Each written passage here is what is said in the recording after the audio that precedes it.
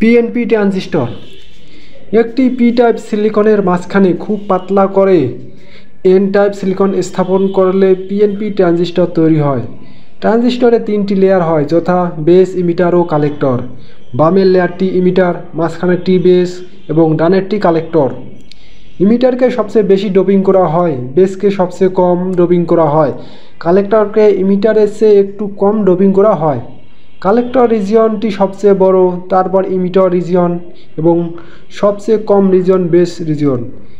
Emitter রিজিয়নের কাজ হলো majority charge ক্যারিয়ারকে বেসে প্রেরণ করা। পিএনপি ট্রানজিস্টরের ক্ষেত্রে ইমিটার থেকে হোল চার্জ বেসে প্রেরণ করে। বেস রিজিয়ন খুব পাতলা হয়, ইমিটার থেকে প্রেরিত অধিকাংশ হোল চার্জ কালেক্টরের দিকে যায় এবং কালেক্টর রিজিয়ন বেস থেকে আগত হোল চার্জগুলোকে কালেক্ট করে। যেহেতু প্রতিটি জাংশনের দুপাশে বিপরীত টাইপের পি টাইপ এবং এন টাইপ ভেজাল সিলিকন বা সেমিকন্ডাক্টর থাকে, সেহেতু বায়াসিংয়ের সময় কারেন্ট কন্ডাকশনে হোল এবং ইলেকট্রন উভয় অংশগ্রহণ করবেন। এই জন্য ট্রানজিস্টরকে বাইপোলার ডিভাইস বলে।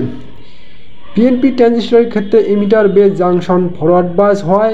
পিএনপি ইমিটার হতে হোল সমূহ এন টাইপ বেসে প্রবেশ করে এবং বেসে অবস্থিত ইলেকট্রনের সাথে রিকম্বিনেশন ঘটে।